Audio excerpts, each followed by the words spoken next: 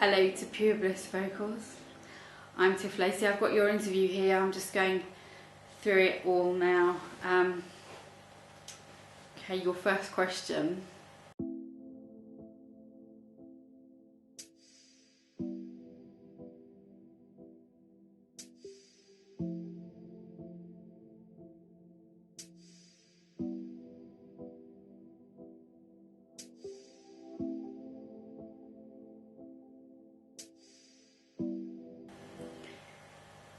Thank you for asking.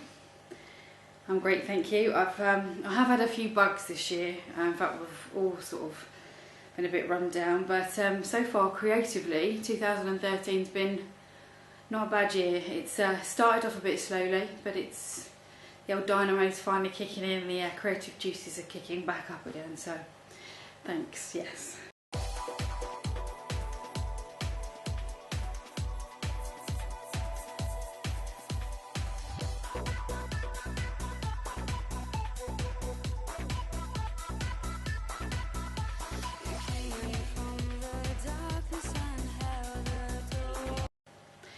I did love being in bands, and it's something that I do miss, to be honest, because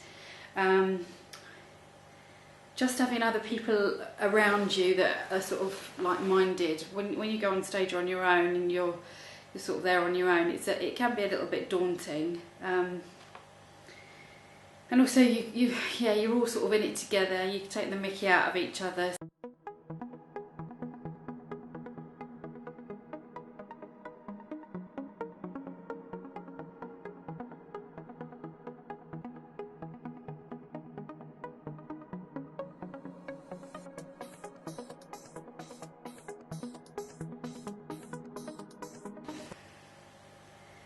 I have been in the EDM scene for quite some time. I feel like a bit of an old relic in some ways. Yeah, I do feel quite blessed to still have people wanting to work with me, especially as there's so many new vocalists and singers out there. It's nice to still be in demand. Please be gentle. I'm feeling sentimental. It's accidental. I hope I've grown up, because I started writing at 14 and I'm getting on a bit now. And also my lyrics back then were so morose and so morbid and so like doom and gloom, which they are still a bit now, but there's a sort of different edge to them, I think, now. And I've got, I find it easier to find inspiration just in being alive these days, and obviously my family, my child, and my husband, God, Jesus.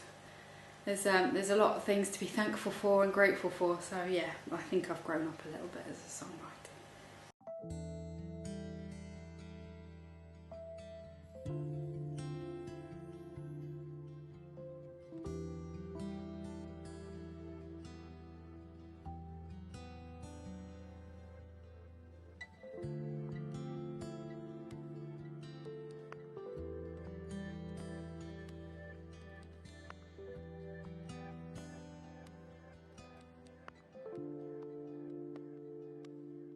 Okay,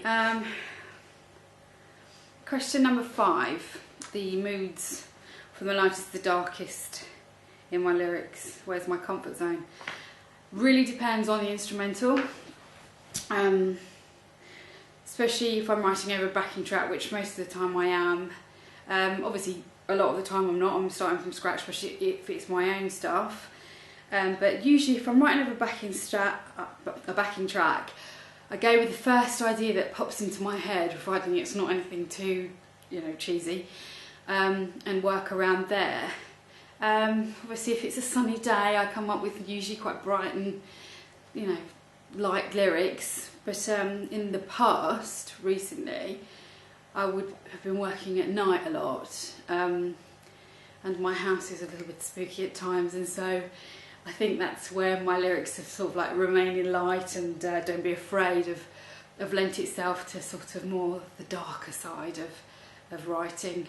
I have got quite a vivid imagination with, I think I watch too many programmes like Grimm and Fringe. So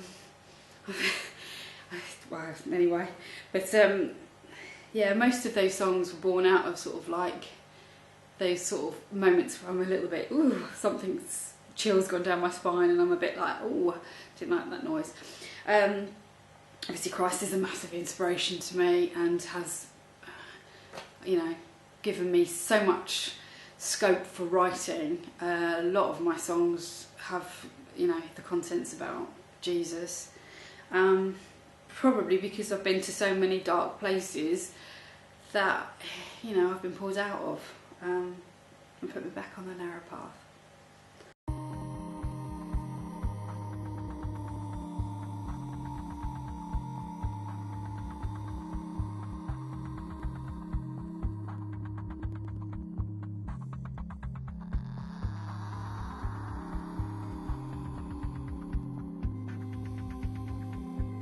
Question 6.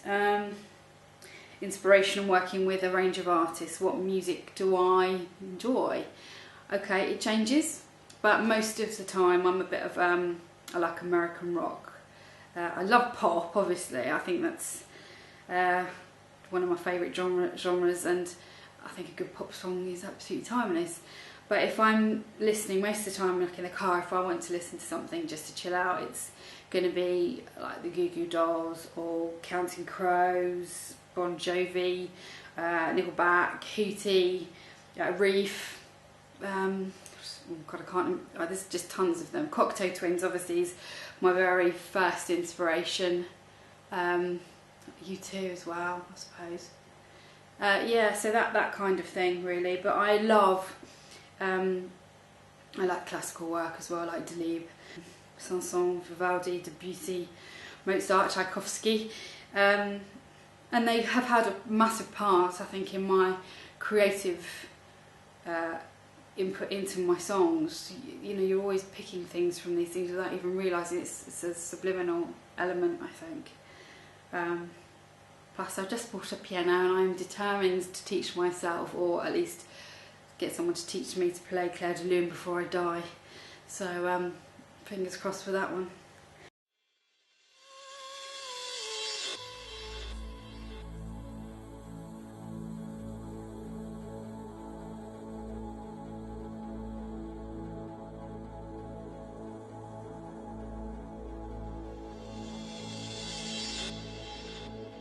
It's been such a long time since we left it online. The next question. An insight as how to I record my vocals. Is it a step by step? Okay, well, that's probably a trade secret I'm divulging with you here. The process of recording for me has changed because obviously in the early days I had to go to a recording studio. I don't have to do that now. I stay at home, which is great for me because that means I can nip down and have a cup of tea and chocolate whenever I like. But since I bought my Mac about, gosh, how long ago was it? I've been at home now for about 8 years, so I've not been to a recording studio. So I have the time to, you know, make the tracks how I want them to sound. And I think also because I've been on so many tracks now, I really feel that I have to perfect each song so that it's as good as or better than the last one. So what I tend to do is I record. I get the backbones or the you know, the bones of the song together, so I know what the formation of the song is, the melody, and then I take it apart bit by bit, and I take each line and I sing through, and I make sure that each line, every single note in that line is how I'm happy with it. Sometimes it doesn't happen. Sometimes it's got like nuance in it. I think, okay, it's not quite on the mark, but I'm quite happy with the timbre or the actual tone that it's saying, because obviously it's a lot about mood. Trance is very much about mood, I think, and it's that I want that to come across when I'm recording, and so I do record line by line most of the time. And also because I never use auto-tuning, I don't like it. I want it to sound how I want it to sound, so that's why I do what I do that until I get exactly the right sound.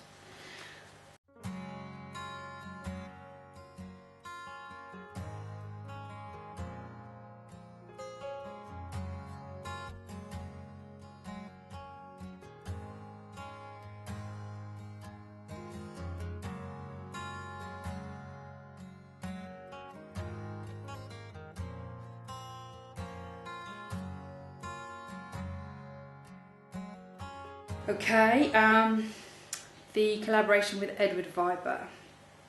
I think Edward's going to be a massive, well, I hope for him he's going to be a massive name. I love his work. I think he's got just a lovely style about him, and a lot of great ideas. And he approached me, and although I hadn't heard of him at the time, I liked his style, and he knew what he wanted, and he was quite sort of succinct in his instructions, which is always quite helpful. And the title was there, which Is This Love, was already there, so it's easy for me to write and pick things up because then I know roughly where I'm going. So it was a really lovely, fluid moment. There was nothing forced in the song, and I really truly think that comes across, because it was, I think when you hear it, you can hear that it's just a natural song. It just all flows together quite well. I think it flows together quite nicely, and I'm very proud of it. I love Is This Love. It's a good song.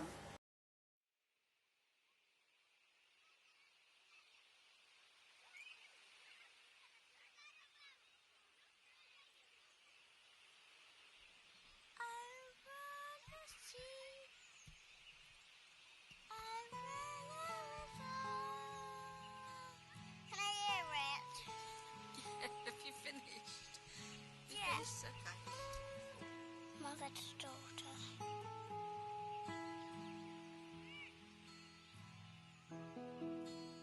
You are the only one.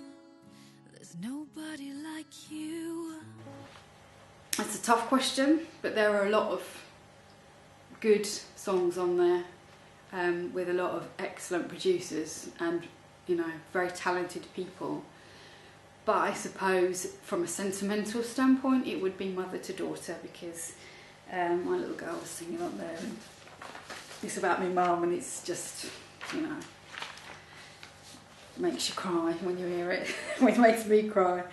And I've captured a moment in time, and so when I look back at that, even when I hear it now, because she's just grown up so quickly, to hear that little voice, it's just not there anymore. It's just lovely. I love to listen to it. It's just, yeah. And plus my mum and her are both in the video as well, so it's very, very personal and very sentimental. So yeah, I love that. And the thing is, when my mum heard the whole album, she just said, "Crikey, it sounds like the story of your life," because I think it's got Spanish and French influences in there, and we travelled a bit when I was little. We went to Spain and France quite a bit, so I think that comes out in the album. But Viva as an album, for me, is a bit of a breaking free moment, and I've got to say thank you to Mark Loverush for having the faith and confidence in helping me with it, because I wouldn't have released a solo album without his help, and I'm very grateful to Mark Loverush for that.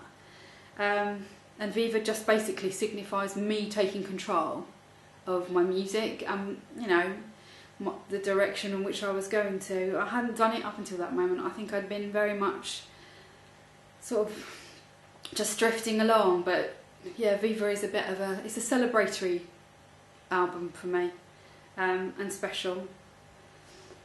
But I still haven't written the most perfect song yet, so that's where my second album will probably come in. I'll probably third, fourth, until I die. I probably won't anyway. Heart beats quickly.